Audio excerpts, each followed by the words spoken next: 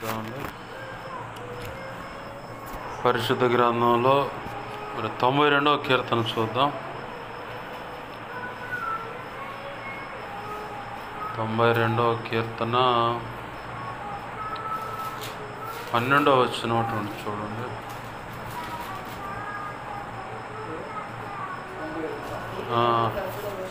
నీతిమంతులు ఖర్జూర వృక్షం వలె మొవ్వ వేయుదురు, లెబనోను మీద.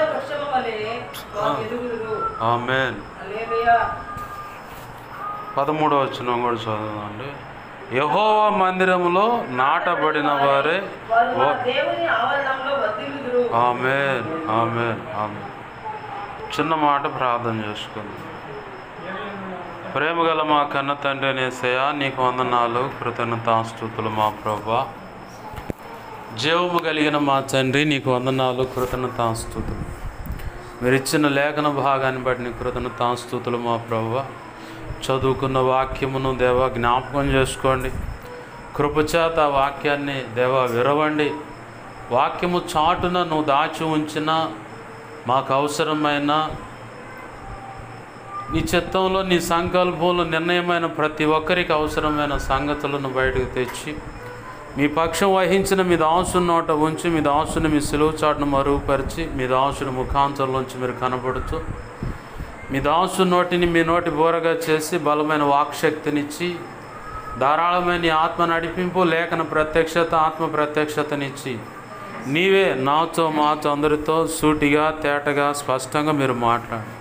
మా అందరికీ వినగలిగిన చెవిని, గ్రహించగల మనస్సును, లోబడు హృదయాన్ని, వాక్యానుగుణంగా జీవించే కృపను, హృదయ సున్నతిని, దిద్దుబాటు మనస్సును, నేర్చుకునే శుభగుణ లక్షణమును, నిత్యత్వము చేరు పర్యాంతం వరకు నిత్యము నీ పాద సన్నిధిలో శిష్యరకము చేసే భాగ్యమును కూడా దయచేసి, శిష్యులైన సేవకు గణముగా సిద్ధపరిచి ఘనమైన నీ సేవ చేసి, భూదిగాంతల వరకు వెళ్ళి ఘనమైన నీ సేవ చేసి నిన్ను మహింపరచున్నట్లుగా ధైర్యంగా క్రీస్తు న్యాయపీఠాన్ని ఎదుర్కొని నీవిచ్చే మెప్పు, ఘనత, మహిమ, బహుమతులు అందుకున్నట్లుగా, అంతకంటే ముందు సంపూర్ణ స్థితి పొందినట్లుగా, నిత్యత్వంలో ప్రవేశించి వధువులను నిర్ణయించిన ఉన్నత స్థానంలో నిలిచి యుగ యుగాలు నిత్య రాజ్య పరిపాలన చేసి నిన్ను మహింపరచున్నట్లుగా, ఆ కృప కలుగునట్లుగా మాకు బోధించండి, మమ్మల్ని బలపరచండి ప్రభా.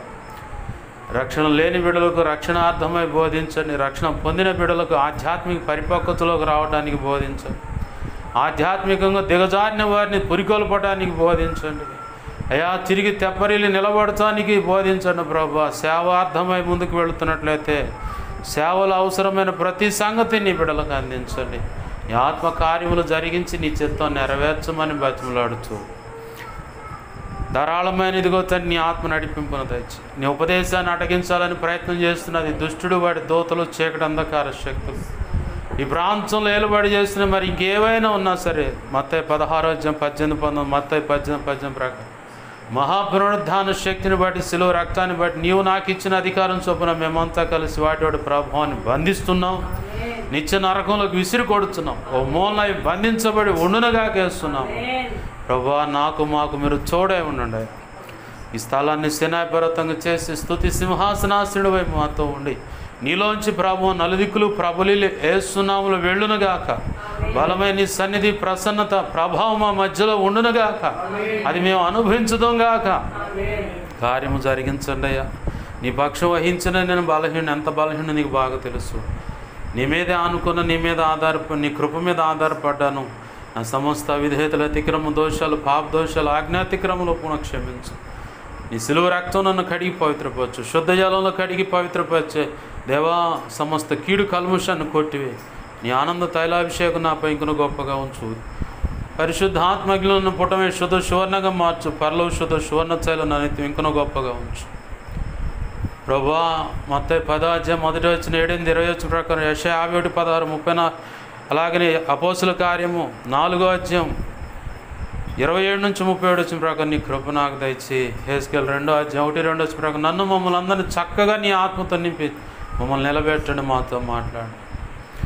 ఇర్మియా 1:9-10-18 నీ కృప నాకు దయచి. నా చుట్టూరు, మా చుట్టూరు, ప్రార్థనలోకి వచ్చిన ప్రతి ఒక్కరి చుట్టూరు, ఈ గ్రామం, సమాజం సమస్తం చుట్టూ సిలువ రక్తపు కంచె, రక్షణ కంచె, అగ్ని కంచెను వేసి నీ మహిమేగాన్ని ఇక్కడ ఆవరింపచేసి నీ చేతిలో దాచిపెట్టి నీ దేవదూతలు అగ్ని రథము సైన్ చుట్టూ కావలిగా ఉంచి నీవే అగ్ని ప్రాకారమే నిలిచి మా అందరితో మీరు మాట్లాడమని నీ ఆత్మకార్యములు జరిగించమని యేసయ్య ఉన్నతనంత శక్తిగల నామమునే ప్రార్థించి నీ వాక్యాన్ని బట్టి కృతజ్ఞతాస్తుతులు చెల్లించి నేను గొప్ప చేసుకుంటున్నాం మా తండ్రి.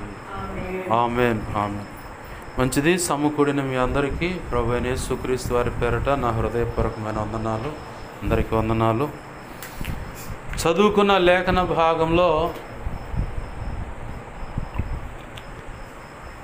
నీతిమంతులు అని రాయబడింది మొట్టమొదటిగా. అక్కడ ఒక మాట, నీతిమంతులు అంటే ఎవరు? మన మనస్సాక్షిని బట్టి మనం చూసుకుంటాయా, చిన్ననాటి నుంచి నేను ఎవరికి కూడా కలలో కూడా ఏ ద్రోహం చేయలేదు కాబట్టి నా మనస్సాక్షిని బట్టి నేను నీతిమంతుణ్ణి అంట. పౌలు గారిని కలిస్తే ధర్మశాస్త్రాన్ని బట్టి చూస్తే నేను నీతిమంతుణ్ణి, కానీ సిలువు చెంతకు రాగానే, సిలువు ఎదుటికి రాగానే నేను మాత్రం పాపులలో ప్రధానుడనయ్యా, నాలో ఏ నీతి లేదు, ఆ ధర్మశాస్త్రాన్ని బట్టి చూసుకుంటే నా నీతి సిలువ ముందు పనికిరాదు అని. మరి నీతిమంతులు ఎవరు? నీతిమంతులు ఎవరయ్యా అంటే నిజముగా యేసు ప్రభు లోకరక్షకుడని ఎరిగి ఆయన ద్వారానే జన్మత కర్మత పాపాలు కొట్టివేయబడి మన మీదున్న శాపాలన్నీ కొట్టివేయబడి నీతిమత్వం అనేది మనకు ఆపాదించబడేది ఎలా అంటే యేసు ప్రభు వారి రక్తంలో, అంటే నీట ముంచు బాప్తీస అనుభవంలోకి వచ్చినప్పుడు వారి మీద మొదటిగా రక్షణ వస్త్రం కప్పబడుతుంది. ఆ పిదప రెండవదిగా నీతి వస్త్రం కప్పబడుతుంది. ప్రభు చెప్పాడు కదా ఉపమానాల్లో ఒక మాట, నేను గొప్ప పెండ్లి విందు ఏర్పాటు చేశాను, పిలువబడిన వాళ్ళు ఉన్నారు, వాళ్ళందరిని పిలుసుకురాపో అన్నాడు. పిలుసుకురామంటే వాళ్ళు పనివాళ్ళు, ఆయన దగ్గర ఉన్న పనివాళ్ళు, ఆ యజమాని దగ్గర ఉన్న పనివాళ్ళు పెండ్లి విందుకు పిలువబడ్డ వాళ్ళందరినీ పిలవడానికి వెళ్ళాడు. వెళ్తే ఒక ఆయనేమో నాకు పని ఉంది అబ్బాయి, నాకు కుదరదు, నేను రాను అండు. ఒక ఆయనేమో జత ఎడ్లు కొన్నాను నేను, అవి కరెక్ట్గా అరకగట్టితే దున్నుతున్నాయా లేదా, వాడి సంగతి ఏంటో పరీక్షించి రావడానికి వెళుతున్నాను అండు. ఒక ఆయనేమో నేను ఇప్పుడే కొత్తగా పెళ్లి చేసుకున్నాను, నా భార్యను సంతోషపరచాలి, ఆ అమ్మాయికి మంచి చెడు చూసుకోవాలి, ఆ అమ్మాయి దగ్గర లేకపోతే ఎట్ట అని సాకులు చెప్పాడు. ఈ మాటలన్నీ విన్న ఆ యజమానుడు ఏం చేశాడంటే కోపగించుకొని ఇట్లా కాదులే కానీ ఊళ్ళోకి పోండి, ఎవరు కనపడితే వాళ్ళు పట్టరండి, వాళ్ళను తీసుకొచ్చి ఆడ పెండ్లి విందులో కూర్చోబెట్టారు. చివరిలో ఒక అతని దగ్గరికి రాగానే పెండ్లి వస్త్రం లేదు, అంటే రక్షణ వస్త్రం అది. ఒకానొక రోజు ఖచ్చితంగా యేసు ప్రభు వారు భక్త సమాజం అనే ఆ సమూహంలో, అంటే వధువుగా ఏర్పరచబడింది, ఆ వధువు అనే ఆ సమూహంలో నువ్వు కూడా రక్షణ పొంది ఒక అవయవంలో పొందుపరచబడుతావు, ఒక పరమాణులాగా పొందుపరచబడినప్పుడు ఇప్పుడు మనం ఎలా అయితే మా ఇంట్లో ఒక అబ్బాయి పెళ్ళిడికి వచ్చి ఉన్నాడయ్యా, అబ్బాయికి మంచి అమ్మాయిని సంబంధం చూడాలని చెప్పని పోయి ఎతుకుతాం, ఆయా రీతులుగా చూసుకున్న దాన్ని బట్టి ఈమె ఉత్తమురాలని చెప్పని ఎంచుకొని తీసుకొచ్చుకొని పెళ్ళాడుతాం. అట్లనే యేసుప్రభు కూడా ఒకానొక రోజు నిన్ను నన్ను ఏది రక్షణ పొందుంటే వధువులను ఒక అవయవంలో ఒక పరమాణువుగా చేర్చబడినప్పుడు నీవు కూడా భక్త సమాజంలో అందరితో కలగలుపుకొని నీవు కూడా పెళ్ళాడబడతావు. అప్పుడు సృష్టికర్త నీకు భర్త అయి ఉంటాడు. లేఖనంలో యెషయా గ్రంథంలో రాసిపెట్టి ఉంది, సృష్టికర్త మీకు భర్త అయి ఉన్నాడండి. భర్త అయి ఉన్నాడంటే భర్త అంటే ఎవరు? భరించేవాడు, బాధ్యత చూసుకునేవాడు, భార్యకి ఏమేం కావాలో ఏంటి అన్ని విషయాల్లో దగ్గరుండి చూసుకునేవాడు, భరించేవాడే భర్త. సృష్టికర్త మనకు భర్త అయి ఉన్నాడంటే నీ జన్మత కర్మత పాపాలు మొదటిగానే భరించాడు. ఎలా భరించాడు పాస్టర్ గారు అంటే మనకు తెలియదే ఉంది. ఆయన పుట్టినరోజునేమో క్రిస్మస్ అని చెప్పి 40 రోజులు తెల్లవారుజామునో వెలుసుబాటు ఉంటే సాయంకాలము ప్రార్థనలు జరుపుతూ ఉంటాం. పుట్టినరోజు మనకు తెలిసిందే. ఆయన చనిపోయి తిరిగి లేచిన అంటే ఈస్టర్ పండుగ రోజు అంటే దానికి కూడా 40 రోజులు తెల్లవారుజామునో వెలుసుబాటు ఉంటే సాయంకాలం వేళ ఏదో ఒక పూట ప్రార్థనలు అనేవి ఖచ్చితంగా జరుగుతాయి. యేసుప్రభు వారు శిలువ మీద నీ కోసం నా కోసం ప్రాణం పెట్టాడు. ఆయన ఆ మేకులను విడిపించుకోవడం చేతగాని వాడు కాదు, ఆయనకి చేతవు. కానీ మారు మాట్లాడుతాం చేతగాని వాడు కాదు, చేత అయినా కానీ మౌనం వహించింది. ఆ మ్రేకులకు అంట కొట్టబడింది. కారణం ఏంటంటే నిన్ను విడిపించటానికి, అలాంటి శాప బంధకాల చేత మెరిపించబడుతున్న నిన్ను విడిపించటానికి. ఈ చేతులతో ఎన్నో దుర్మార్గ పనులు జరిగి ఉంటాయి, ఈ కళ్ళతో ఎన్నో చూడకూడని చూసుంటాం, ఈ తలలో ఎన్నో తప్పుడు తలంపులు, ఊహలు, ఆలోచనలు పుట్టుంటాయి. ఈ నోటితో పలకకూడని మాటలు మనం ఇదే నోటితో ప్రభువా యేసయ్య అంటాం, ఇదే నోటితో సచ్చినోడు ఎప్పుడు చాచుడా అంటాం. అవునా? ఇదే నోటితో శపిస్తాం, ఇదే నోటితో ఆశీర్వదిస్తాం, ఇదే నోటితో దేవుణ్ణి మహింపరుస్తూ ఉంటాం. మరి ఈ నోటితో ఎన్ని రకాల అబద్ధాలు ఆడి ఉంటాయి, ఎన్ని రకాల తప్పుడు సాక్ష్యాలు, ఎన్ని రకాల తొందరపాటు మాటలు ఉంటాయి. అలాగే ఈ పెదాలతో కాని ముద్దులని ఉంది. అలాగని శరీరం ఆశల కోరికలను బట్టి ఎటు పరిగెత్తుంటామో తెలియదు. కొందరు నీతిగా బ్రతుకుతారు, కొందరు తప్పుడు అడుగులు వేస్తూ ఉంటారు. అయితే నేను ప్రభు సన్నిధిలోకి వచ్చిన తర్వాత అందరూ ఆయన రక్తాన్ని ఆశ్రయించినప్పుడు పరిశుద్ధపరచబడుతారు. ఆమేన్, హల్లెలూయా. ఈ కాళ్ళతో ఎన్ని రకాల అడుగులు వేస్తుంటాం. మన అవయవాల్లో జరిగిన ప్రతి దోషాన్ని బట్టి ఆయన శిక్షించబడ్డాడు. వాస్తవికంగా ఆ శిక్ష మనం అనుభవించాలి. అవునంటారా కాదంటారా? ఇప్పుడు నీకు బదులు జైల్లో ఒక కేసులో, ఏదో కేసులో నీకు బదులు నీ ముక్కు మొహం తెలియని ఒక వ్యక్తి వచ్చి అయ్యా నీ శిక్ష నేను భరిస్తాను అని చెప్పని వెళ్ళిపోయి ఉరికమ్మానికి ఎక్కాడు అనుకో, నీ పరిస్థితి ఏంది? నువ్వు ఎలా ఉంటావు? కృతజ్ఞత కలిగి ఉండాలి లెక్క. అమ్మో వాస్తవికంగా నా ప్రాణం పోవాలి, కానీ నాకు బదులు కదా పలానా వ్యక్తి ప్రాణం కోల్పోయాడు, కాబట్టి అతని విషయంలో కృతజ్ఞత కలిగి ఉండాలి నేనని చెప్పి. అలాగనే ప్రభువారు కూడా నీ కోసం నా కోసం నిన్ను సృష్టించుకున్నాడు. నిన్ను కన్న తండ్రి ఆయన. కన్న తండ్రికే బాధ్యత ఎక్కువ ఉంటుంది. నీకు ఇంకా అర్థం కావాలంటే ఒక విషయం చెప్తా. వేసవికాలం కదా, బావి ఒడ్డుకు పోతే ఎవరుంటారు? చిన్నారులను యవనస్తులే ఉంటారు. చిన్నారులే ఈత కొడతానికి పోయారు. అందరూ ఈత కొడుతున్నారు, బాగానే ఉంది. ఒకడికి ఈత రాదు, అట్నే చూస్తూ ఉండవు. ఈ లోపల స్నేహితులంతా కలిసి బలంతంగా అట్ట నెట్టారు. వాడు పోయి లోపల పడ్డం, వాడిని బయటికి తేవటం వల్ల కాట్లా. అరే వాడు పట్టు అంటే చివరికి తండ్రి దగ్గరికి అందింది ఆ కబురు. ఇక వెనక ముందు చూసుకోకుండా అవతలేమో రాయి ఉందా, నాకేమైనా తగిలేలాగా వెనకట బావులు ఎటువంటి రాళ్ళు ఉంటాయి దిగటానికి, ఏదైనా పట్టుకొని పైకి రావడానికైనా ఇంత పొడుగు రాళ్ళు బయటికి పెడతారు. అట్లాంటి రాళ్ళు ఉన్నాయా ఏమి చూసుకోకుండా అమాంతంగా దూకి కొడుకును బయటకు తెచ్చుకోండి. కారణం ఏంది? స్నేహితులు ఉన్నారు, దగ్గర బంధువులు కూడా, తెలిసిన వాళ్ళు, తండ్రి ముఖ పరిచయం తెలిసిన వాళ్ళు కూడా ఉన్నారు. అక్కడ ఎవరు ఎంతమంది తెలిసినా కానీ తండ్రి అమాంతంగా దుమికినట్లుగా వీళ్ళెవరు దూకలేకపోయారు, ఆ బిడ్డను రక్షించలేకపోయారు. అలాంటిదే యేసయ్య ప్రేమ కూడా. ప్రారంభంలో ఆదాము అవ్వలను ఆదిమ కాలంలోనే ఏర్పాటు చేసుకున్నాడు. ఆజ్ఞ అతిక్రమం అనే పాపాన్ని బట్టి వాళ్ళు దారి తప్పారు. అదే పాప నియమం నీ రక్తంలో నా రక్తంలో అది కొనసాగుతూనే ఉంది. అయితే ధర్మశాస్త్రం ప్రకారము నీతిమంతులు అవుతారని ధర్మశాస్త్రాన్ని చూపించాడు దేవుడు. ధర్మశాస్త్రాన్ని ఆధారం చేసుకొని ఇంకా పాపం చేయటం, పాపం ఎక్కువ చేయటం మొదలుపెట్టారు. ఇట్లా కాదని చెప్పని మళ్ళీ శ్రమలు అనుమతించాడు. అప్పటికీ వల్లగాల రక్షకులు నిలబెట్టాడు, ప్రవక్తలు నిలబెట్టాడు, యాజకులు నిలబెట్టాడు. అయినా కానీ తన కట్టడను, తన స్వరాన్ని ముఖాముఖిగా దేవుని ముఖాముఖిగా వింటూ మాటలు అందించిన మోషేని కూడా నిలబెట్టాడు. అయినా వల్లగాల చివరికి యేసుప్రభు వారే భూమి మీదకి వచ్చి ఆయనే తండ్రి అయిన కుమారుని అని చెప్పని దేవుని మాటలు ప్రకటిస్తున్న ఆయన మాట కూడా పెడచెవిని పెట్టారు. చివరికి కట్ చేస్తే ఆ శిలువ మ్రాణి మీద ఎక్కి చనిపోయి 3వ దినాన తిరిగి లేచినప్పుడు కానీ వీళ్ళందరూ కళ్ళు తెరవబడాల. ఎందుకు అంత త్యాగం చేశాడు ఆయన అంటే, పాప నియమం అనేది నీ రక్తంలో ఉంది. ఆ నియమం అనేది బయటికి రావాలంటే ఆయన పరిశుద్ధమైన శరీరం, రక్తం నీ దేహంలోకి వెళితే దానివల్ల వచ్చేటువంటి రక్తానికి సంబంధించిన ఉత్పత్తులు ఉంటాయి. ఏదన్నా ఆహారం తీసుకుంటే ఉత్పత్తి వస్తుంది. ఇప్పుడు దానికి మనకి ఏట మాంసం తెచ్చుకునే కాడ రక్తం తెచ్చుకొని ఏపుడు చేసుకొని తినే అలవాటు ఉంటుంది.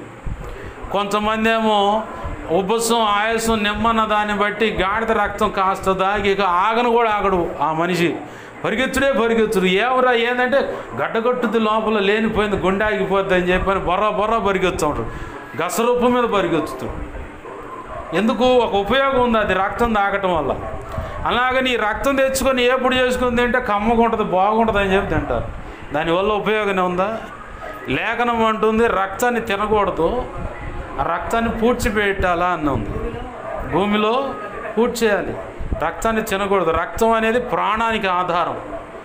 ఇప్పుడు ఈ రక్తంలో మార్పు కలగాల. చాలామంది ఎవరైనా బ్లడ్ తక్కువైతే వేరే వాళ్ళు రక్తం ఎక్కిస్తే, ఇదిగో ఎవరు రక్తం ఎక్కిచ్చారో ఏమో నాకు తెలియదు కానీ పద్దాకులు సిగరెట్లు తాగాలనిపిస్తుంది అంటారు. మా నాన్నకు అట్టనే ఎక్కించిన కానీ సిగరెట్లు తాగడం మొదలుపెట్టండి. ఏమో నాకేం అర్థం కావట్లేదు, వాడి ఎవరితో రక్తం ఎక్కించారు, సిగరెట్లు తాగాలని అది లాగుతూ ఉందని. ఇట్లాగనే ప్రభు యొక్క శరీరం రక్తం తీసుకున్న ద్వారా సాక్షాత్ యేసు ప్రభు వారి యొక్క లక్షణాలు నీకులోకి ఇముడుతూ ఉంటాయి.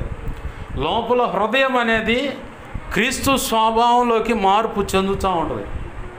ఆ మార్పు చెందుతూ ఉన్నదాన్ని బట్టి నీ మాటలోను, నీ ప్రవచనలోను, నీ చూపులోను, నీ నడవడికలోను, నువ్వు చేసే ప్రతి పనిలో కూడా, ఎదుటి వ్యక్తిని క్షమించే విధానంలో కూడా, ఎదుటి వ్యక్తిని ఓర్చుకునే విధానంలో కూడా, ఎదుటి వ్యక్తిని ప్రేమించే విధానంలో కూడా క్రీస్తు అట్లనే కనపడుతూ ఉంటాడు. ఆమేన్, హల్లెలూయా. కారణం క్రీస్తు రక్తంలో కడగబట్టాన్ని బట్టి, పరిశుద్ధమైన శరీరం రక్తంలో చేయి వేయటాన్ని బట్టి, అవి తీసుకోవటాన్ని బట్టి మనం అనుకోవచ్చు, అయ్యా నా కళ్ళ ముందు ఒక రొట్టె ముక్కే కదా, ద్రాక్ష రసమే కదా అని. నువ్వు ఎప్పుడైతే నోట్లో తీసుకొని మింగుడు పడుతుందో ఆ వెంటనేది ఆయన సాక్షాత్తు శిలువలో నీ కొరకు నా కొరకు నల్లగొట్టబడిన శరీరంగాను, ఆఖరి రక్త బొట్టు వరకు కాచిన పరిశుద్ధ రక్తంగాను మారిపోద్ది. మారిపోయినప్పుడే నీలో ప్రభు యొక్క లక్షణాలు కనపడుతూ ఉంటాయి. ఆ లక్షణాలు కనపడాలనే ఆయన డైరెక్ట్గా త్యాగమయ్యాడు. ఆ త్యాగాన్ని గుర్తించిన నీవు నిజముగా నేను పాపినయ్యా, నేను మారు మనసు పొందాను, బాప్తీస్ అనుభవంలోకి వస్తానయ్యా, నాకు బాప్తీసం ఇవ్వండి అని చెప్పి ఎప్పుడైతే అడుగు పెడతావో ఆ త్యాగాన్ని నువ్వు గుర్తించిన వ్యక్తి దానవు, గుర్తించిన దానవు, గుర్తించిన వాడు అవుతావు. అప్పటిదాకా నువ్వు కాలక్షేపం చేస్తా అలా కాలం గడుపుతా ఉన్నావు అనుకో, నీ సమయమే వ్యర్థమవుతూ ఉంటుంది. నన్ను 2003లో ది పెంతెకోస్తు అనుభవంలో ఉన్నటువంటి ఒక సహకారి, ఆ సేవలో ఉన్నటువంటి ఒక సహకారి పిలిచాడు. అప్పుడు నాన్నకు షుగర్ వల్ల ఎంతోటి కాలు తీసేశారు. ఆయన కుర్చీలో కూర్చొని ఉండు, తమ్ముడు బజార్ రోడ్డు మీద నిలబడి మాట్లాడుతాను, తమ్ముడు నీ స్వరం బాగుంది, పాటలు బాగా పాడుతావు, నువ్వు మందిరానికి రా, నాన్న ఆరోగ్యం కూడా కుదిరిపడుద్ది, రా నా మాటిన. పైకి ఏం చెప్పానంటే సంవత్సరానికి ఒకసారి సాగర్ పోతాం, ఫ్యామిలీ ట్రిప్పు, ఆడే వండుకొని తినొచ్చాం, అంతే కొబ్బరికాయ కొట్టొచ్చాం, ఇంక అంతకంటే రాము అని చెప్పని. లోపలేమనుకున్నంటే ఈ సమాధానం చెప్పేదానికంటే ముందు ఒకటి చెబితే నేను రాను అనుకో. అక్కడ పెడితే నర్సరావుపేట వచ్చి పడ్డా 2007లో. ఆ నుంచి 2014 చివరి దాకా అట్ట టాటా ఏసీ డ్రైవర్గా, కార్ డ్రైవర్గా అట్లా తిరిగా. చివరికి 2015 జనవరి 28వ తారీఖు బాప్తీసం అనుభవంలోకి వచ్చి, అది కూడా ఈరోజు బాప్తీసం పొంది తెల్లారితే చచ్చిపోదాను ఆలోచనతో వచ్చాను. నేను కుటుంబ పరిస్థితులు బాగోక, నేను అనుకున్న ప్రపంచం ఒకటి అనుకుంటే కనబడుతున్న ప్రపంచం ఒకటి అనుకొని అట్లా ఇక లేదు, విసిగిపోయి చచ్చిపోదాం అనే పరిస్థితికి వచ్చి బాప్తీసం పొంది చనిపోదాం అనుకున్నా.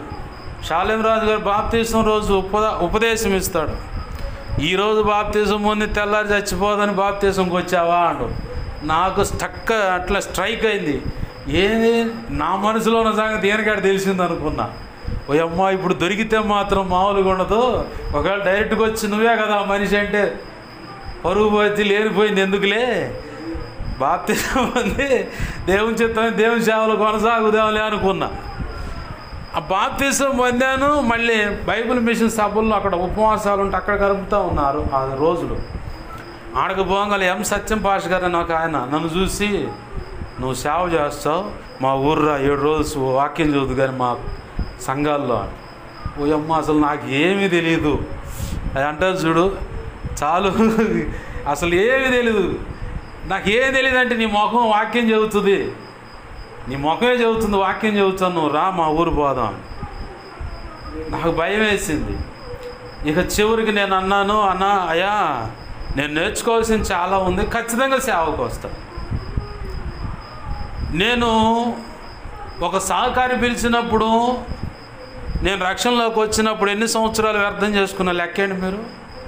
2003 నుంచి 2014 దాకా ఇంచుమించుగా 11 సంవత్సరాలు నేను వ్యర్థం చేసుకున్నాను. 11 లేదా 9, 11 సంవత్సరాలు నేను వ్యర్థం చేసుకున్నాను. అయ్యే అప్పుడు మాటిని లోబడినట్లయితే ఈ పాటికలు ఏ రకంగా ఉండేదో సేవ. ఈరోజు సమయం పాడు చేసుకున్నానని బాధపడుతున్నాను. అదే సమయము ఉన్నట్లయితే ఇంకొంచెం గొప్ప సేవ ఇంకో కొన్ని ఆత్మలను రక్షణలోకి, లేదంటే ఇంకా అనేకులను బలపరచడానికైనా ఉపయోగపడేవాడిని కదా నేను. ఎందుకు ఈ మాటలు దేవుడు అందిస్తూ ఉన్నాడంటే, ఈరోజు ఇంకా నువ్వు బాప్తిస్మానికి వెనకడుగేస్తూ వస్తుంటే నీకే నష్టం, దైవజనుడికి నష్టం లేదు, దేవునికి దేవుని సంఘానికి కూడా నష్టం లేదు. రక్షణ పొందటం వల్ల నీకు మేలు. ఇప్పుడు స్కూల్కి వెళ్తున్నాము, రిజిస్టర్లో పేరు లేకపోతే పాస్ చేస్తారా? నువ్వు పోయి హెడ్ మాస్టర్తో తాకాదు పెట్టుకున్న పాస్ చేయడు.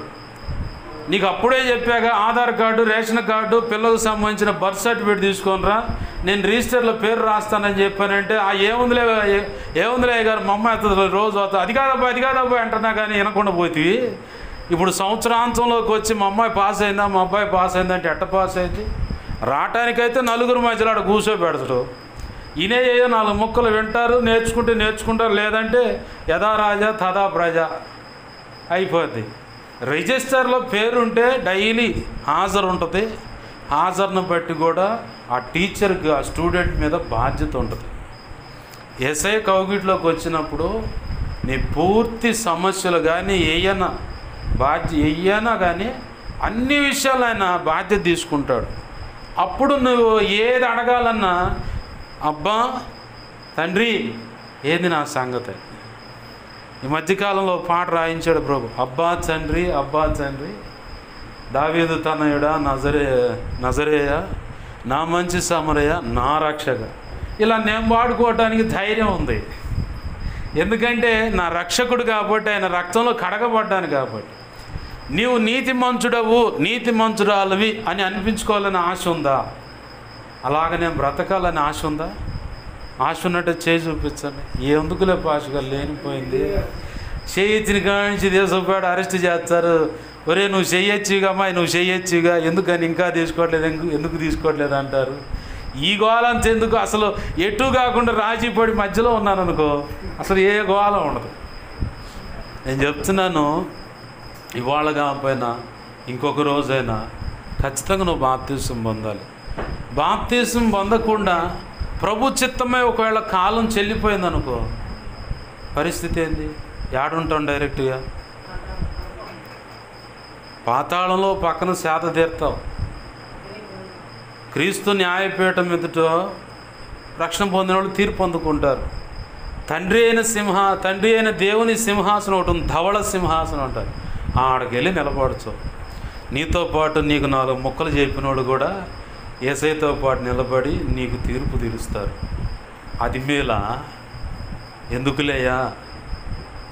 ఇటు కూడా ఉన్న కష్టాలు ఉన్నాయి, ఉన్న అప్పులు అటు కూడా ఉన్నాయి, పిల్లల బాధ్యతలు ఉన్నాయి, భర్త బాధ్యత ఉంది, భార్య బాధ్యత ఉంది, నాకంటూ కుటుంబం ఉంది.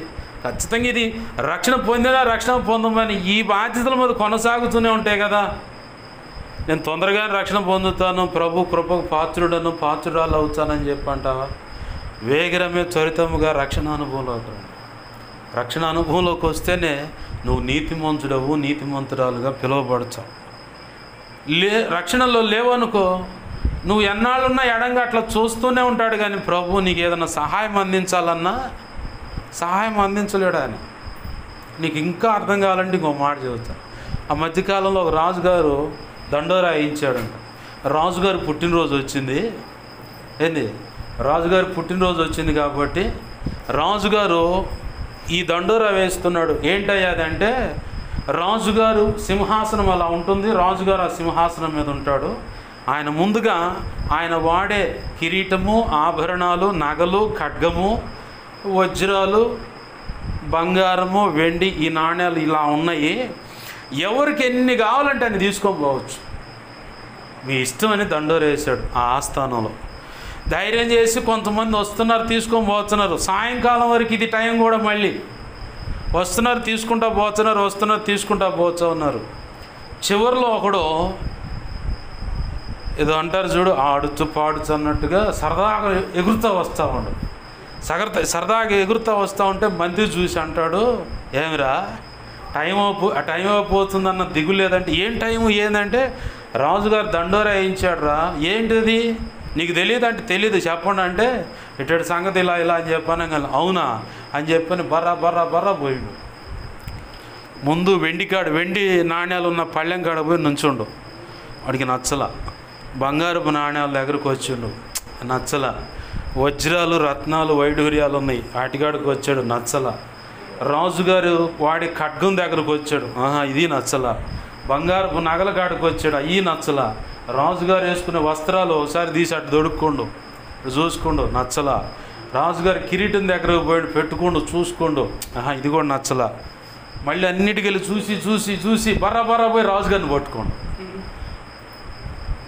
ఒరే ఏం చేస్తారో రాజుగారిని ఏందని చెప్పానంటే, ఆగు ఇక్కడ ఏది పట్టుకున్నా నాది అని చెప్పారు కానీ. అవునరా, మరి నేను పట్టుకున్న రాజుగారు నావాడు అన్న. ఒరే రాజుగారు నీవాడు ఎట్ట అవుతున్నా అంటే, నువ్వు చెప్పేవా లేదా అంటాడు. నువ్వు భలే తెలియగలలాగా ఉన్నావు, ఉండండి మంత్రి ఆగు అని చెప్పని. అసలు నీ కోరిక ఏందిరా చెప్పంటే, నెలకు ఒక్కసారి మా ఇంటికి వచ్చి భోజనం చేయి చాలు ఇక అంచాను. ఏంది నెలకు ఒకసారి భోజనం చేయమంటే మంత్రికి చెప్పిండు, వీడి కోరిన కోరిక నెరవేర్చాలి, నేను రాజును కాబట్టి చూడండి ఏర్పాట్లు అంటే. ఆ ఊరికి పోతే ఆ ఊరు రోడ్డు సక్రంగా లేదు, అన్ని గోతులు ఎక్కటం దిగటం అంతా గందరగోళం. ఈ మంత్రి చూసి రోడ్లు చూశాడు, ఆ తర్వాత ఊరు చూస్తే ఒక్క ఇంటి మీద కూడా సరిగా కప్పు లేదు. వాడిలో చూస్తే అసలు ఇంటి మీద కప్పే లేదు, అన్ని నెట్ట ఊరక గోడలు ఉన్నాయి. వాడు చెట్టు కింద తలదాచుకొని ఉంటుండు. ఇప్పుడు రాజుగారి ఏడ తినాలి భోజనం? ఏంది రాజుగారి ఆస్థానంలో ఇంత దరిద్రపు గ్రామం ఉందా అని చెప్పని, పరువు తక్కువ అయిద్ది అని చెప్పని మంత్రి గారు వచ్చి బర్ర రాజుగారు రథం రావాలని కుదరదు ఈ రోడ్డు అని చెప్పని రోడ్డు వేశారు. రాజుగారి ఆస్థానంలో ఇంత దరిద్రపు గ్రామం ఉందా అని చెప్పని అందరు నవ్విపోతారని ప్రతి ఒక్కడి ఇల్లు బాగు చేశారు. చివరికి ఈడింటి కాడికి వచ్చేసరికి ఈ ఇల్లును శుభ్రం చేసి రాజుగారికి ఇష్టానికి తగ్గట్టుగా రాజభవన్లాగా ఇల్లు కట్టారు. రాజుగారు అన్నం తినంగానే ఏం చేయాలా, ఉద్యానవనానికి పోయి ఏకాంతంగా కొంచెం అట్లా తిరుగుతా ప్రశాంతం కాలం గడుపుతాడు. అట్లా ఉద్యానవనాన్ని ఏర్పాటు చేశాడు. చివరికి అంతా అయిపోయింది, రాజుగారు వచ్చారు, భోజనం చేసి వెళ్ళిపోయేటప్పుడు మంత్రి అన్నాడు, రాజా వీడిని బట్టి నీకేమర్థమైంది అని. ఏమైతే చాలా తెలియగలవాడు, వాడి తెలివితేళ్ళ బట్టి చూడు ఊరు మొత్తం బాగు చేయించుకోండి అంటే, రాజా ఇంతకంటే ఉత్తమమైన వాడు నీ కూతురికి మొగుడుగా దొరకడు, నా మాటిని వాడికి ఇచ్చి పిల్లల్ని పెళ్లి చేయి అయిపోద్ది, ఇక నీకెందుకు, నీ రాజ్యం సుభిక్షంగా ఉంటుంది. అవునంటవా అంటే అవునా. ఈ కథలో మనకు దొరికిన నీతి ఏంటంటే, రాజు అంటే రారాజు మన యేసయ్య, ఆయన పట్టుకున్నాం అనుకో, ప్రభువు గురించి ఏం రాసి ఉందంటే, క్రీస్తు మహదైశ్వర్యంలోనే సకల ఐశ్వర్యంలో కలవు. ఇప్పుడు ఆయన్నే నువ్వు ఇంటికి తీసుకుపోవచ్చంటే నీకు ఏం తక్కువైద్ది, ఏం కొద్దువైద్ది? సారేపోతే విధవరాలు ఇంటికి పోతే ఏమైంది పరిస్థితి? ఏలియా చెప్పాడు ఒక మాట, తీసుకురా అన్నాడు, దేవుడు ఆజ్ఞాపించాడు. కరువు కాలం మంచు తీరిపోయేంత వరకు ఆ నూనె తెత్తంటే ఊరుతుంది, ఆ పిండి తెత్తంటే ఊరుతూ ఉంది. కరువే లేదు ఆ కుటుంబానికి. ఎలీషా దగ్గరకు పోయా అప్పుల వాళ్ళు వచ్చి నా పిల్లలు నాకోం పోతున్నారంటే, నీ దగ్గర ఏముందంటే కొంచెం నూనె ఉందండి. నీ దగ్గర ఉన్న కొంచెం టాలెంట్నే, కొంచెం ఆ రెక్కల కష్టాన్ని దేవుడు ఆశీర్వదిస్తాడు, ఉన్న అప్పుల నుంచి విడిపిస్తాడు. దేవుడు చేసే పని ఇవన్నీ. దేవుడే నీకు తోడే ఉన్నాడు అనుకో, దేవుడే నీలో ఉన్నాడు అనుకో, దేవుడే నీ ఇంటికి ఆహ్వానించుకున్నావు అనుకో. దుర్మార్గుడురా వీడంత దుర్మార్గుడు పాపైన మనిషి ఈ ప్రపంచంలో ఎవడూ లేడని నింద మోపారు. ఎవరైనా కొట్టాయన ఎక్కాల్సిన చెట్టు ఎక్కిండు. ఆయన స్వభావానికి తగ్గట్టుగా మేడి చెట్టు ఎక్కిండు. మేడి చెట్టు ఎట్టుండదు, పైకి మేలుగా భలే నిగనిగలాడుతాం, లోపల చూస్తే పొట్ట విప్పి చూడ పురుగులు ఉండని ఆయన స్వభావానికి తగ్గట్టుగానే పైకి ఆ చెట్టు ఎక్కి కూర్చుండు. ఏసై వచ్చి దిగు నీకు ఎక్కింది జాలి, ఆ చెట్టు మీద ఉన్నది జాలి, దిగిరా నేను ఈరోజు నీతో నీ ఇంట్లో ఉండాలనగానే వెంటనే అప్పటి వరకు నా దారిద్ర్యం మొత్తం, ఆ పాపి అయిన మనిషి అనే ముద్ర మొత్తం కొట్టివేయబడింది. ప్రభు కృపలో నీతిమంతుడిగా తీర్చబడి ప్రభు అన్నాడు, ఇతను కూడా అబ్రహాము కుమారుడే. అంటే అబ్రహాము విశ్వాసులకు తండ్రి, అనేక జనములకు తండ్రే, కానీ విశ్వాసులకు కూడా తండ్రే. విశ్వాసి అంటే యేసయ్యను నమ్మాడు కాబట్టి నీతిమంతుడిగా, నీతిమంతుని యొక్క సంతానం ఇతను కూడా అన్నాడు అక్కడ. అలాగే ఈరోజు యేసయ్యను నువ్వు నీ ఇంట్లోకి ఆహ్వానించినప్పుడు, నీ హృదయంలోకి నీ సొంత రక్షకుడిగా ఆహ్వానించినప్పుడు నువ్వు నీతిమంతుడిగా పిలువబడతావు. ఆమేన్, హల్లెలూయా.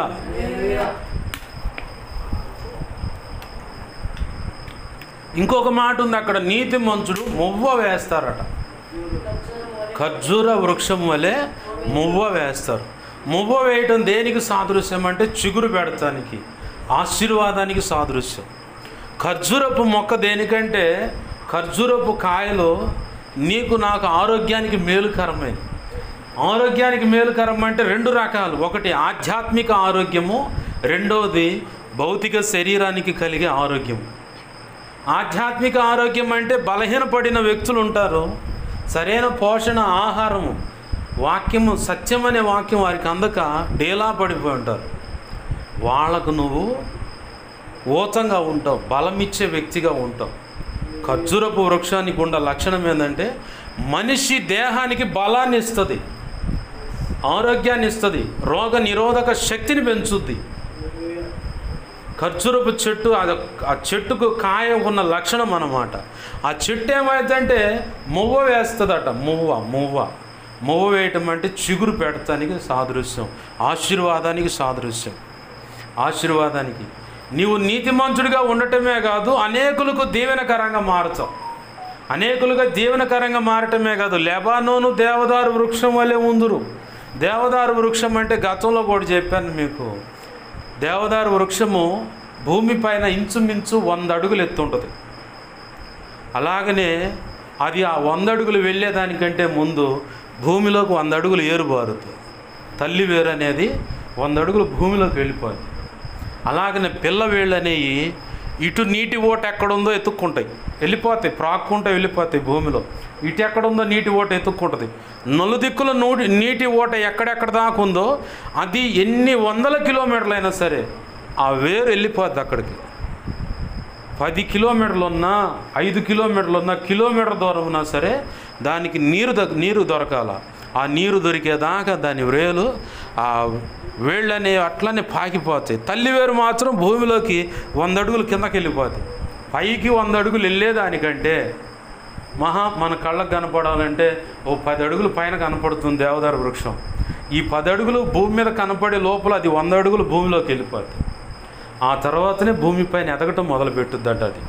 అంటే ఇది విశ్వాసానికి, నిరీక్షణకు, ఓర్పుకు, పట్టుదలకు, ప్రార్థన, అలాగనే జీవానికి సాదృశ్యం. నువ్వు ఎలా ఉండాలంటే నీతిమంతుడు అయినవాడు ఖర్జూర వృక్షములాగా, అనేకులకు బలాన్ని ఇచ్చేలాగా, రోగ నిరోధక శక్తినిచ్చేలాగా.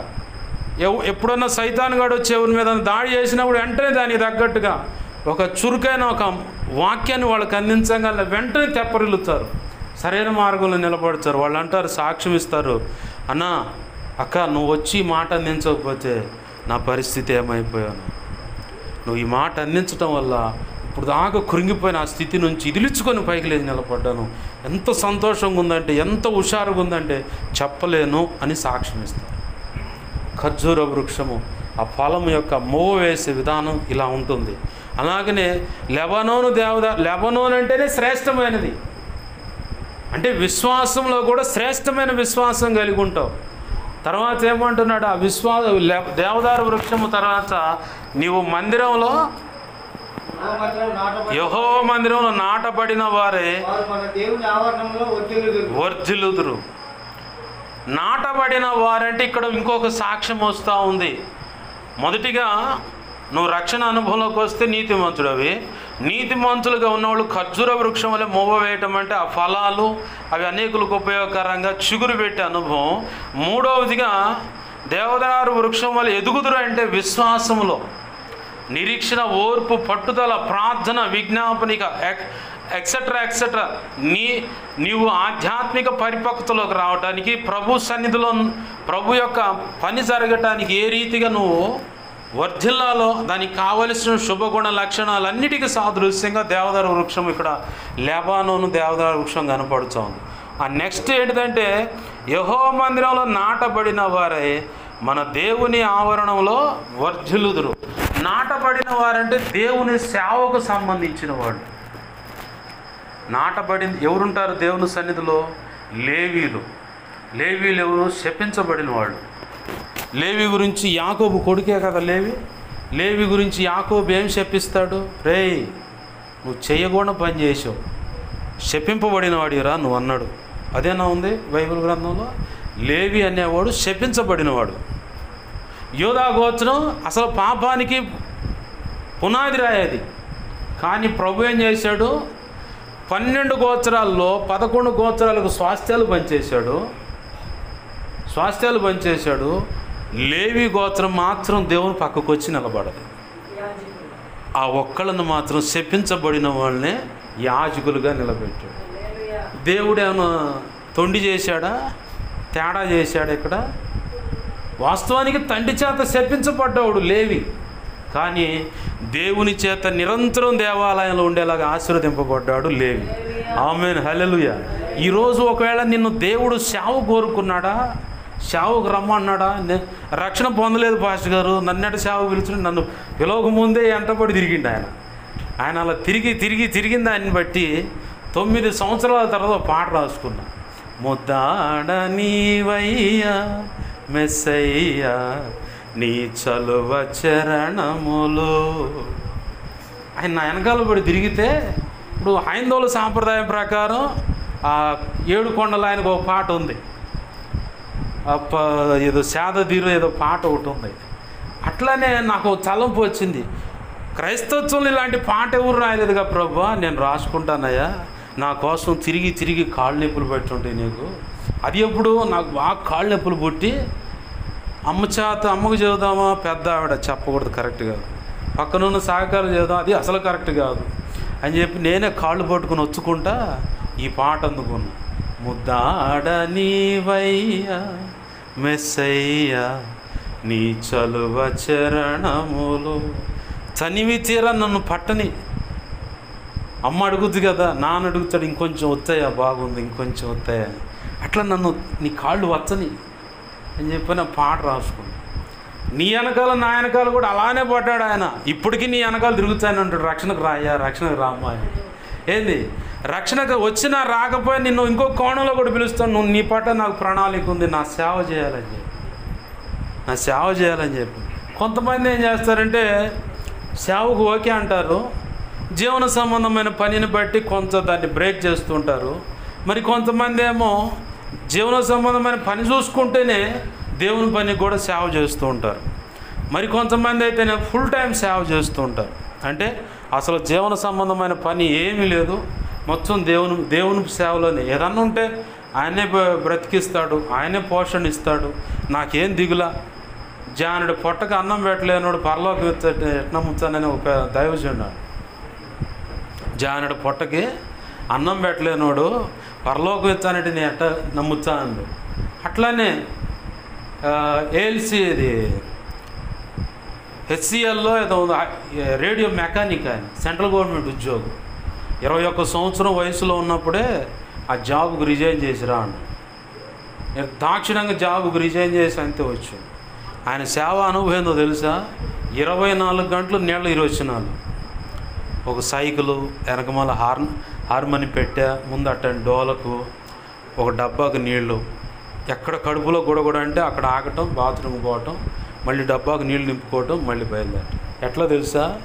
హైదరాబాద్ కేబీహెచ్ కాలనీ కాడ నుంచి అదే లైన్లో విజయవాడ వరసలో ఉంటుంది నార్కెట్పల్లి, 120 కిలోమీటర్ల సైకిల్ తొక్కుతా వెళ్ళటం రావటం. 24 గంటలు ఇరవచ్చినాలు, ఇంచుమించుగా 7 సంవత్సరాలు ఏముందంట. అట్లానే ఆయన సేవ ప్రారంభం. ఎందుకయ్యా నాకు ఈ పరిస్థితి అంటే, నాకు ఇష్టమైంది నీకేంద్ర అన్నంట దేవుడు. అంత కఠినమైన పరిస్థితి. ఆయన సేవ ప్రారంభం ఎంతంటే ₹10. ₹10తో మొదలు పెడితే ఇవాళ లక్షల్లో విశ్వాసులు ఉన్నారు, వేలల్లో సంఘాలు ఉన్నాయి, వేలల్లో సేవకులు ఉన్నారు. ఆమేన్, హల్లెలూయా. జానుడు పొట్టకి అన్నం పెట్టడానికి తికాణం లేనోడా నా దేవుడు ఖచ్చితంగా పెడతాడని నమ్మాడు, అడుగు వేశాడు. ఏంది లేవి గోత్రం అనేది మందిరంలో నాటబడిన వాళ్ళు ఎవరంటే లేవి గోత్రికులే. ఆ తర్వాత క్రీస్తు రక్తంలో కడగబడిన వాళ్ళు కూడా నాటబడ్డారు. అదే యాజకత్వం. ప్రకటన గ్రంథం 1వ అధ్యాయం 6వ వచనంలో అదే కనపడుతుంది. పేతురు పత్రికలో కూడా మీరు యాజకులైన రాజులైన యాజక సమూహం మీరు క్రీస్తు రక్తంలో కడగబడిన ప్రతి ఒక్కరూ యాజక సమూహం. వాళ్ళు రాజులు అంటే రానున్నది నిత్యత్వంలో యుగ యుగాలు పరిపాలన విభాగానికి చెందిన వాళ్ళు. యాజకత్వం అంటే ఇక్కడ దేవుని సన్నిధిలో, అక్కడ రాజరికం ఇక్కడ కూడా ఉంది. కాకపోతే మనోళ్ళు దాన్ని సరిగ్గా లైన్లో పెట్టుకోవాలి. ఇజ్రాయెల్ దేశం లైన్లో పెట్టింది కాబట్టి వాళ్ళు పరిపాలన చేస్తున్నారు. ఆమేన్, హల్లెలూయా. ఏమి యాజక సమూహం అంటే దేవునికి ప్రజలకు మధ్యలో మధ్యవర్తిత్వం. సేవ అంటే అది ఊరికినే వేల రూపాయలు పెడితే రాదు. నీ వ్యక్తిత్వం నచ్చి రాదు. నిన్ను హెచ్చించాలని ఆయన మనసులో పుడితే నిన్ను కోరుకుంటాడు. ఆమేన్, హల్లెలూయా. ఆ మధ్యకాలంలో దైవజనుడు సాక్ష్యం చెప్తా ఉన్నాడు. వాళ్ళ అక్కగారి భర్త గురించే. దేవుడు సేవకు రమ్మన్నాడు. మంచి ఉద్యోగం, మంచి జీతం, 4 ఆడపిల్లలు. దేవుడు సేవకు రమ్మంటే ఈ 4 ఆడపిల్లని ఎట్ట చేయాలా, వాళ్ళకు అన్ని కార్యక్రమాలు చూసుకొని అప్పుడు వచ్చాలే సేవకు అన్నాడు. సరేలే అని చెప్పని 1-2 సార్లు దేవుడు హెచ్చరిక జారీ చేసినంట. వింటలేదంట. వినకపోతునేసరికి ఈ 4 ఆడపిల్ల సంగతి ఏంది అంటాడంట. అదేమంటే సరే ఉండని చెప్పని ఒక ఆమెకు ఒక వరుస రోగాన్ని అనుమతించినాడు. హాస్పిటల్లో 1,00,000 రూపాయలకు బిల్లు అయిందంట. మళ్ళీ కొన్నాళ్ళు అయిన తర్వాత మళ్ళీ ఇంకొక ఆమెకు ఏముంది నయమయ్యే లోపల ఇంకొక ఆమెకు రోగాన్ని అనుమతించినాడు. మళ్ళీ 1,00,000 సుమారు అయినాయి అంట. ఆమెది అయిపోగానే ఇంకొక ఆమెకు రోగాన్ని అనుమతించాడు. మళ్ళీ అట్నే అయినాయి అంట. మళ్ళీ ఇంకొక ఆమెకు అందుకుంటునేసరికి 1 by 1 తిరుగుతూ ఉండేసరికి ఈయన కళ్ళు తెరవబడ్డాయి. మాంసంగా కుదేలే కుప్పగూలి కూర్చొని, ప్రభువా ఇంక చాలు, నాకు అర్థమైపోయింది, నీ సేవకు రాకపోతే నా జీవితం ఎంత ఉన్నా కానీ నా పిల్లలకు ఆరోగ్యం ఇచ్చేది నువ్వేగా, నా పిల్లలను సజీవులకు ఉంచేది నువ్వేగా, నాకు ఏదైనా సమకూర్చేది నువ్వే కదా, నాకు తప్పైంది అయ్యా క్షమించని చెప్పని జాబ్కు రిజైన్ చేసి ఫుల్ టైం సేవకు వచ్చిందంట.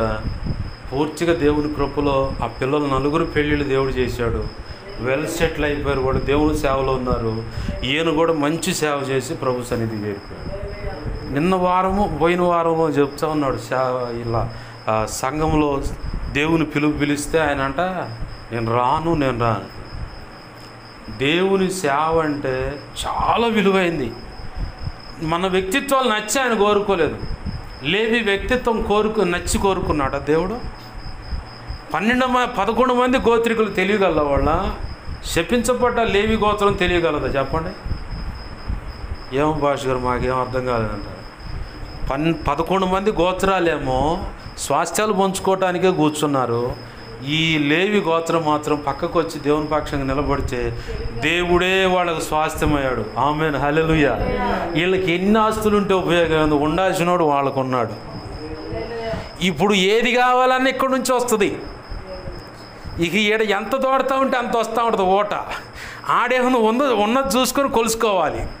ఇదేరా ఉంది, అమ్మో కూర్చొని తింటే కొండలైన కరిగిపోతారా, ఇదేరా ఉంది, అమ్మో ఇదేరా ఉందని చెప్పి వాళ్ళు బిక్కుమంటూ ఉంటారు. ఏడున్నవాడు నా ప్రాణమా యెహోవాను సన్నతించుము, ఆయన చేయి ఉపకారం దేన్ని మర్చిపోమాకని చెప్పి దేవుని స్తుతిస్తూ ఉంటారు. ఇప్పుడు లేవీలు మంచి పని చేశారా, లేకపోతే 11 గోత్రాలు మంచి పని చేసినాయా? యోధా గోత్రంలో ఏముందని చెప్పని పాపం సొంత మామ ఆయనకు కడుపును పుట్టిన 2 పిల్లలు కూడా తేడా చేశారు. వాళ్ళు అట్నే దేవుడు చంపేశాడు. యోధా కూడా తేడా చేస్తే కోడలు నీతిమంతురాలే కపటంగా ఆయన దగ్గరికి వెళ్ళి ఒక పని చేసింది. అది దేవుడు నీతిగానే ఎంచాడు, పాపంగా ఎంచలా. కానీ ఆ గోత్రంలో నుంచే యేసయ్య రావాలని కోరుకున్నాడు. ఆమేన్, హల్లెలూయా. ఇప్పుడు ఆ యోధా గోత్రపు పిల్లలు మనం అంతా ఏంది, ఆ యేసయ్య పిల్లలు మనం. యేసయ్య నిన్ను దేవుని పని కోరుకున్నాడంటే ఎంత విలువైన పనో. నీవు దేవుని మందిరంలో నాటపడాలని, అక్కడ నుంచి నీకు సకల ఐశ్వర్యాలను అందించాలనే దేవుడు కోరిక. నీ ఒక్క తరమే కాదు, ప్రతి తరము తరం వెంబడి తరం అన్ని తరాలు నీ నుంచి దీవించబడాలని దేవుడు నిన్ను ప్రత్యేకంగా కోరుకున్నాడు. దాని విలువ తెలియనప్పుడు మనం ఎలా ఉంటుందంటే ఇహ సంబంధమైన ధన భోగాలు, వాళ్ళు జనం ఇచ్చేటువంటి గౌరవ మర్యాదల మీదే మన మనసు నిలుపుతాం. యేసయ్య ఇచ్చే ఆశీర్వాదం నువ్వు నిలిపావనుకో. ఇలా కేఏ పాల్ గారి గురించి మొన్న ఒక 2-3 సంవత్సరాల వరకు జోకరు బ్రహ్మానందం కంటే కమెడియన్ అన్నారు. ఇవాళ నిన్న ఒక పొద్దునే వీడియో చూసా. అమెరికాలో ఒక 2 నిమిషాలు స్పీచ్ ఇస్తే గందరగోళంగా ఉంది. ఏంది మరి అమెరికా పోయి ఇవాళ ఫైట్ చేస్తున్నాడు, సుప్రీంకోర్టుతో ఫైట్ చేస్తున్నాడు ఆయన క్రైస్తవుల పక్షంగా. ప్రవీణ్ పగడాల అనే వ్యక్తి చావు విషయంలో అది హత్య అని చెప్పి నిరూపించడానికి, హత్య వాస్తవమే, అది అందరికీ తెలుసు. కానీ ప్రభుత్వం మతోన్మాదులంతా ఒకటై ఒక తాగుబోతని అతని గత సాక్ష్యాన్ని ఇప్పుడు బ్రతుకులో చూపించి అదే ఆయన ముద్ర వేయడానికి ప్రయత్నం చేశారు. ఇది వాళ్ళు సక్సెస్ అయ్యారు అనుకున్నారు. కానీ మన వాళ్ళు ఏం చేశారు, మళ్ళీ సుప్రీంకోర్టులో పిల్లు వేశారు. మళ్ళీ అప్పులు చేసి ఫైట్ చేస్తున్నారు. ప్రపంచంలో ఉన్న 200 దేశాలను 300 కోట్ల క్రైస్తవుల్ని ఒక్క తాటి మీద తెచ్చిండు ఆయన. జోకర్ అనుకున్నారు. మరి దేవుని బిడ్డ ఒక్క మాట ప్రపంచ శాంతి దూత అని పేరు పెట్టారు. ప్రపంచవ్యాప్తంగా ఉన్న అన్ని దేశాల ప్రెసిడెంట్లు ఆయన చెయ్యి ఉంచి ప్రార్థన చేస్తే బాగోని ఎత్తుక్కున్నారు. ఇప్పుడు దేవునే గారు మాట అండు, షావుకు రమ్మంటే ఒకళ్ళు రారండి బొచ్చిగా. ప్రధానమంత్రి నా ముందుండు అనుకో, ఆయన మీద నా చెయ్యి ఉండటం ఘనత, లేకపోతే ఆయన చెయ్యి నా మీద ఉండటం ఘనత. ఇప్పుడు నా చెయ్యి ఆయన మీద ఉందనుకో, నాకు ఘనత, ఆయన నాకు లోబడ్డాడు. ఇది ఎవరైనా ఇస్తారా? ఈ అధికారం ఎవరైనా ఇస్తారా? భూమి మీద యేసయ్య ఇచ్చాడు. ఇది వద్దు అనుకుంటారేందండి ఎవరైనా? ఎమ్మెల్యే వచ్చిందనుకో, మొన్న పోయానే మా ఎమ్మెల్యే దగ్గరికి, ప్రార్థన చేస్తానన్నా, యేసయ్య వద్దు, యేసయ్య కృప వద్దాను, నువ్వు మంచోడివి, ఇదే లాస్ట్ ఇంక లేదు నీకు అనుకున్నా, మెలకుండా వచ్చా. ఏంది పెద్ద నాయకులంతా క్రైస్తవుల దగ్గరకు వచ్చి, సేవకుల దగ్గరకు వచ్చాడు చేతులు ముడుచుకొని. ఇలా ఉండేది దేనికి? మనం ఒళ్ళు బాగున్నాం, రంగు బాగున్నాం, చూడటానికి అందంగా ఉన్నామని. యేసయ్య కృప ఉంది, యేసయ్య సేవకులమని. ఆమేన్, హల్లెలూయా. అంత గొప్ప ఔన్నత్యాన్ని, ఆధిక్యత నీకు ఇవ్వాలనే ప్రభు ప్రత్యేకంగా నిన్ను కోరుకున్నాడు. కాదనుకోమాక, దేవుని సన్నిధిలో నాటబడేవారిగా, వర్ధిల్లేవారిగా. ఇంకో ఆ లేఖనంలో అధ్యాయంలో చివరి మాట ఉంది, వారు ముసలితనం ముందు కూడా చిగురు పెడతారు. శత్రువులు ఎవరు ఉండరు. నువ్వు ఆడిపోతున్నావు, నాకు దాగుచోటని యేసయ్య చాటుకి వెళ్ళిపోతాను. ఇంకా ఆయన లైన్లోకి వస్తారు. యెహోవా సేనాధిపతిగా కనబడకుండా దాడి చేసే దురాత్మల సమూహంతో ఆయన పోరాడతాడు. దుష్టుడు వాడి సమూహంతో ఆయన పోరాడతాడు. పైకి నీ కళ్ళ ముందు పొట్ట అని పళ్ళు కొరికేవాడికి కూడా పళ్ళు రాలగొడతాడు. బుద్ధి చెప్పి మరి ఇంక వీడితో పెట్టుకోకూడదు, ఏమితో పెట్టుకోకూడదు, జాగ్రత్తగా ఉండాలా. వాళ్ళ దేవుడు గదిలో వస్తున్నాడు, కోసాలు కదిలిపోతున్నాయి మనకి, ఎటు చూసినా కానీ నష్టమే. అమ్మో ఇలా జోలిపోకూడదు అని దండం పెట్టుకొని మరి పక్కకి వెళ్ళిపోతాం. దేవుడిని ఆశ్రయం చేసుకుంటే, ఆయన సన్నిధిలో నాటబడితే, ఆయన పనికి నిన్ను పిలిచాడా, సరెండర్. ఏమవుతుంది? ఇప్పుడు నేను ఉన్న ఆస్తులు మొత్తం పక్కన పెట్టి ఒట్టి చేతులతో నిలబడిన ఆ సేవకు నేను నిలబడ్డా. ఎన్నో అనుభవాల నుంచి నన్ను ప్రభు నడిపించుకుంటూ వస్తా అన్నాడు. ఈ పూట తినలేదు అంటానికి లేదు, ఏదో ఒకటి ప్రభు అందిస్తూ ఉన్నాడు, తింటా ఉన్నాం. ఎక్కడ కూడా అగౌరవానికి అప్పచెప్పాల. ఏమన్నా అనుభవ పాఠాలు నేర్పాలనుకుంటే ఆడ తీసుకెళ్ళాడు, నేర్పి పక్కకు తెచ్చాడు. అంతేగాని ఎక్కడ కూడా సిగ్గు తెచ్చుకునేలాగా బ్రతకనీయలేదు. పై చెయ్యే కానీ అమ్మో వాడా ఆ దెబ్బకు మనం తట్టుకోలేము. ఆ ప్రార్థనకు కానీ, ఆ మాటకు కానీ, అమ్మో ఆరాధనకు కానీ అసలు మనం ఉండలేము. వద్దురా బాబు, జాగ్రత్తగా ఉండాలి, ఎంత అంటే అంతే. అట్లా చేశాడు ప్రభు. ఎగతాళి చేసిన వాళ్ళు ఉన్నారు. ఎగతాళి చేసిన వాళ్ళే సిగ్గుతో తలదించుకొని సైలెంట్ అయ్యేలాగా దేవుడు చేశాడు. ఏంది? నా ప్రభు నీకు కూడా ఉన్నాడు, నీకు తక్కువే లేడు. నాకు తక్కువే అన్నాడా? నాకు చాలిన దేవుడే, నీకు కూడా చాలిన దేవుడే. నువ్వు అంగీకరించి ఆయన రక్షకుడిగా స్వీకరించు. ఆయన చెప్పినట్లు అడుగులు వేయి. ఆయన పనికి నువ్వు ఒకవేళ పిలువబడితే ఆయన పనికి సరెండర్ అయ్యి, ఆయన పనికి నిన్నేం ఫుల్ టైం సేవకి ఎమ్మంటే రమ్మలేదుగా, పార్ట్ టైం జాబ్ చేసుకో. ఆయన పరిచర్యకు సహకరిస్తూ సహకారికి నిలబడి, ఆయన వెళ్ళమన్నా కాడికి వెళ్ళి నిలబడమన్నా కాడ నిలబడు. ఆయన పని చేయి. నువ్వు ఒకవేళ ఆయన పనిలో 100 రూపాయలు ఖర్చు పెడితే 1000 రూపాయలు నీకు సహాయం చేస్తాను. నేను అనుభవించి చెబుతున్న మాట ఇది. నేను అనుభవించి చెబుతున్న మాట.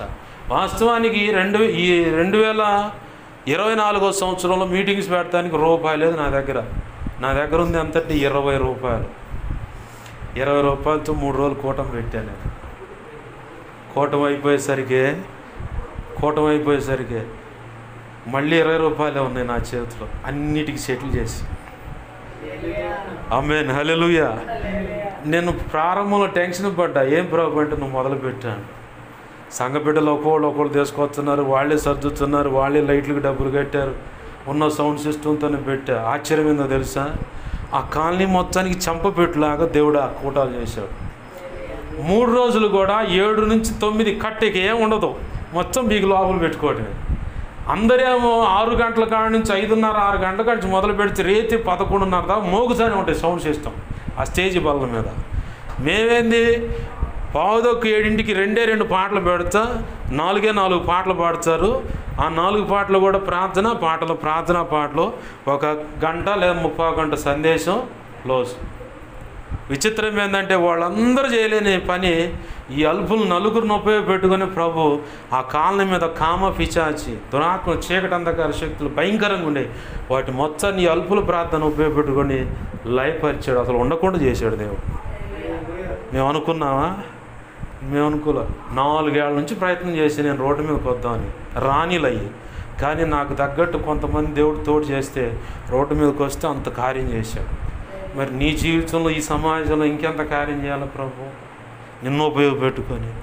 నా ప్రభువు చేతగా కాదు, నువ్వు నిలబడితే, ఆయన మీద ఆధారపడి కరెక్ట్గా నిలబడితే ఇక నువ్వు చూడాల్సిన కార్యాలు అసలు నువ్వు ఆశ్చర్యపోయి కూర్చొని కన్నీళ్ళు పెడితే తప్ప 2 పని ఉండదు. ఎందుకయ్యా ఈ అల్పుల్ని ఈ రకంగా వాడుకుని ఇంత కార్యాలు చేస్తున్నావు? దేవుడు ఖచ్చితంగా కార్యం చేస్తాడు. ఆయన కృప మీద ఆధారపడదాం, ఆయనలో కొనసాగుదాం, ఆయన పని చేసి ధన్యులమవుదాం. అటు కృప మనందరికీ దేవుడు అనుగ్రహించునుగాక.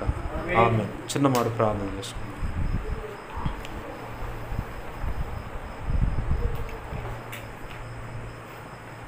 ప్రేమగల మా కన్న తండ్రి యేసయ్యా, నీకు వందనాలు, కృతజ్ఞతాస్తుతులు మా ప్రభు.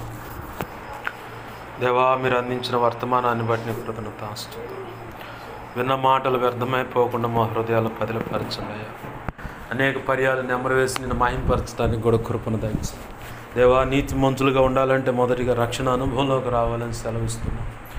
రక్షణ అనుభవంలోకి వచ్చిన మేము ఖర్జూర వృక్షం వల్ల మొవ్వ వేస్తామని, ఖర్జూర ఫలములు అనేకులకు ఆరోగ్యకరంగాను రోగ నిరోధక శక్తిని అనుగ్రహించేలాగా అనేక రీతిగా ఆధ్యాత్మిక భౌతికంగాను దేవ అర్థం ఇచ్చేలాగున్నాయని, అలాగనే లెబానోన్ అంటేనే శ్రేష్టమైందయ్యా. ఆ దేవదారు వృక్షములు అంటే విశ్వాసానికి, నిరీక్షణ, ఓర్పు, పట్టుదలతో కూడిన ప్రార్థన, విజ్ఞాపనలకు సాదృశ్యంగా ఇత్యాది దేవ ఆధ్యాత్మిక జీవితానికి క్షేమాభివృద్ధి కలిగించే ప్రతి ఒక్కదానికి ఆ లెబానోను దేవదారు వృక్షములు సాదృశ్యంగా ఉన్నాయని సెలవించావు అయా. యెహోవా మందిరంలో ఇదిగో తండ్రి, ఈ దేవదారు వృక్షములుగా ఉన్నవారు యెహోవా మందిరంలో నాటబడిన వారే ఇదిగో తండ్రి, వారు నిత్యం వర్ధులుదురు అంటున్నాం ప్రభా. మేము నాటబడిన వారమంటే ఇదిగో తండ్రి, లేవి గోత్రం వాస్తవానికి శపించబడింది తండ్రి చేత, కానీ ఇదిగో తండ్రి ఆదాము అవ్వలను బట్టి వచ్చిన శాపాన్ని బట్టి మేము కొట్టుమెట్టాడుతుంటే అయ్యా ఇదిగో తండ్రి, వారిలో కూడా ఇంకా శాపగ్రస్తులుగా ఎందుకు పనికిరాని బట్టి ఒక తృణీకరించబడినది అయ్యా. ఇదిగో తండ్రి దేవ ఎన్నికలేనటువంటి కుటుంబాలను, మమ్మలను ఇదిగో తండ్రి ఇలాగ ప్రత్యేకంగా నీ సేవకు ఎంచుకున్నావని నాటబడిన వారు ఇదిగో తండ్రి దేవుని సేవ చేయడం వల్ల ఇదిగో తండ్రి ప్రతి తరం ఆశీర్వదింపబడతామే కాదు, ప్రతి విషయంలో దీవెనలు కలుగుతాయని ఈరోజు సెలవిస్తున్నాం ప్రభా. అయా వారు ముసలితనం మందు కూడా చిగురించేదని అంటున్నావు ప్రభా. అవును ప్రభా, నీ యందు వినయ భయభక్తులు కలిగిన మా పితరులు పెద్దవాళ్ళు అయా పండు వృద్ధాప్యం మంది ఇదిగో తండ్రి ఇంచుమించుగా 100-110 సంవత్సరాల వరకు కూడా అయ్యా ఇదిగో తండ్రి నీ యందు వినయ భయభక్తులు కలిగి ఉండటం వల్ల పండు వృద్ధాప్యం మందు కూడా ఎటువంటి శ్రమ అనుభవించకుండా వారు నీ పిలుపునందుకొని దేవా 4 తరాలు చూసి మరి వెళ్ళారు ప్రభు. 4 తరాలు చూసి మరి వెళ్ళారు. చిగురు పెట్టడం అంటే ఇక అదేగయ్యా. ఇదిగోచ్చండి దేవా దేవా దేవా దేవా గొప్ప ఆశీర్వాదం దేవుని సేవలో ఉందని చెప్పని ఈరోజు మాట్లాడుతూ ఉన్నారు. దేవా నీ గొప్ప కార్యాలు జరిగించండి. విన్న మాటలను బట్టి నీ బిడ్డలు ఒక తీర్మానానికి వచ్చి ఉండగా నీ కృపా కార్యములు జరిగించి నీ చిత్తం నెరవేర్చున్నావు మాత్రం మహిమ పొందమని బతిమలాడుతున్నాం మా ప్రభువా. అయా నీ వాక్యాన్ని హెచ్చించుకుంటున్నాం అయ్యా. అయా చేరి వచ్చిన బిడ్డల కుటుంబ సమస్యలు ఏమున్నాయో యేసు నామమున సమస్యలు పరిష్కరింపబడును గాక. భార్యాభర్తల మధ్య అసమాధానం అయితే తొలగిపోయి సమాధానపరచబడి వారు కుటుంబంగా కట్టబడుదురు గాక. ఇదిగో తండ్రి విద్యా సంవత్సరం ప్రారంభమైందయ్యా. ఆల్రెడీ కాలేజీలు తెరవబడ్డాయి అయ్యా. కాలేజీకి వెళ్ళిన పిల్లల్ని స్వాధీనం తీసుకోయ్యా. ఇదిగో తండ్రి 12వ తారీఖు నుంచి స్కూళ్ళు ప్రారంభం కాబోతున్నాయి. స్కూల్కి వెళ్తున్న బిడ్డలు, హాస్టల్లో చదవటానికి అంచబడిన బిడ్డలు అందరికీ తోడై నువ్వు ఉందుగాక. విద్యా సంవత్సరం అంతటిలో నువ్వు తోడై ఉండి క్షేమం కలుగు చేయదుగాక. వారు తల్లిదండ్రుల యొక్క రెక్కల కష్టార్జితాన్ని దేవా గుర్తించి గ్రహించిన వారే చక్కగా చదువుకొని ఉన్నత మార్కులు సంపాదించి దేవా నీ నామానికి ఘనత తెచ్చుదురుగాక. సంఘానికి మంచి పేరు తెచ్చుదురుగాక. తల్లిదండ్రులకు కుటుంబానికి మంచి పేరు తెచ్చుదురుగాక. అది నీ కృప ద్వారా జరుగునుగాక ప్రభువా. బిడ్డలు ఇదిగో తండ్రి పొలం పనులకు వెళ్తూ ఉన్నారు, బళ్ళు తోలటానికి వెళ్తూ ఉన్నారు, ఆయా రీతులుగా ఆఫీసులకు వెళ్తూ ఉన్నారు. బిడ్డలు తోడే ఉండు, క్షేమాన్ని దయచే ప్రభువా. కృపలో యేసు నామములో అన్ని విధాల వర్ధిల్లునుగాక, ఆశీర్వదింపబడునుగాక. గొప్ప కార్యాలు జరిగించండి అయ్యా. అయ్యా మా కోసం, నా కోసం అన్ని విధాలు ప్రార్థించమని ఆయా రీతులుగా అడిగిన ప్రతి ఒక్కరి అవసరత నీ కృపచేత యేసు నామములో తీర్చబడునుగాక. నీ సన్నిధిలో కానీ ఇంట్లో కానీ మోకరించి దైవజనుడికి మా సంగతి తెలియపరచని, దైవజనుడి ద్వారా మా సంగతి తెలియపరచని ప్రార్థన చేయించని ప్రతి ఒక్కరు అడుగుతున్న వారి అవసరత అక్కలు నీ కృపచేత యేసు నామములో తీర్చబడునుగాక. అయా పరిచర్య కోసం, నా కోసం అన్ని విధాలు ప్రార్థిస్తూ ఉపవసించి ప్రార్థిస్తున్న బిడ్డలను దీవించండి, రక్షించండి. నీ సేవలు ఆధ్యాత్మిక, భౌతిక, ఆర్థిక, ఆరోగ్యపరంగా బలపరిచి దీవించి ఆశీర్వదించి అభిషేకించి గొప్పగా నీ సేవలు వాడిని వారందరినీ వాడుకోదుగాక. ఈ గొప్ప కార్యాలు జరిగించి నీ వాక్యాన్ని హెచ్చించుకుంటున్నామయ్యా, నీ నామాన్ని ఘనపరుచుకుంటున్నామయ్యా. 2 తిమోతి 1:12 ప్రకారం నీ చేతులకు నన్ను మమ్మలను చేరి వచ్చిన కుటుంబాలను, నీ సమాజాన్ని, ప్రజలు, నీ పరిచయను దేవస్థానికంగా ఇక్కడ నీ పరిచయం నడిపిస్తున్న బిడ్డలు సమస్తాన్ని చేతులకు అప్పచెబుతున్నాను ప్రభువా. నాకు, మాకు, మా మీద ఇంకెవరికైనా కళలు, నిద్రలు, దర్శనం, స్వప్నాలు చూపించబడు సమస్త చీకటి శోధనడు ప్రభు నీ మహాపునరుద్ధాన శక్తి ద్వారా యేసు నామములో మత్తయి 16:18 మత్తయి 18 ప్రకారం నీ పునరుద్ధాన శక్తి ద్వారా వాటి ప్రభువుని బంధిస్తున్నాను, లయపరుస్తున్నాను. బంధించి లయపరిచిన నీ కృతజ్ఞతాస్తుతులు మా ప్రభు. అయ్యా నాకు, మాకు, మా మీద ఇంకెవరికైనా కళలు, నిధులు, దర్శనం, స్వప్నాలు చూపించబడి సమస్త మంచి కళ, మంచి దర్శనం, మంచి స్వప్న, నిధులు చూసి సమస్త మంచి యేసు నామములో నీ మహాపునరుద్ధాన శక్తి ద్వారా త్వరపెట్టావు జరుగునుగాక, నెరవేర్చబడుగా.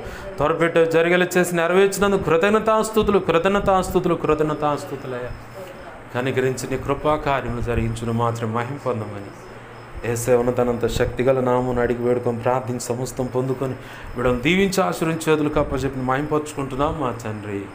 ఆమెన్. ఇప్పుడు మన తండ్రి అయిన దేవుని ప్రేమయు, ఆయన ప్రియకుమారుడైన యేసుక్రీస్తు వారి కృపయు, పరిశుద్ధాత్మ దేవుని అన్యోన్య సహాయ సహవాసము సమకూడిన ప్రార్థనలు ఏకీవిస్తున్న ముందు ఏకీవించబోతున్న అలాగనే సార్వత్రిక సంఘంలోని సకల పరిశుద్ధులకు, స్థానిక సంఘానికి, సంఘ బిడలకు, కలిగిన చర స్థిరాస్తులు, పసిబిడం పెద్దల వరకు సమస్తానికి నిత్యత్వము చేరు పర్యంత వరకు, సార్వత్రిక సంఘంలో సకల పరిశుద్ధులకు కూడా నిత్యత్వం చేరు పర్యంతం సదాకాలం చూడే నడిపించునుగాక. ఆమెన్. ప్రభు ఈరోజు సెలవిచ్చినట్లు మనందరిని ఆశీర్వదించి దీవించి వర్ధల చేయునుగాక. ఆమెన్.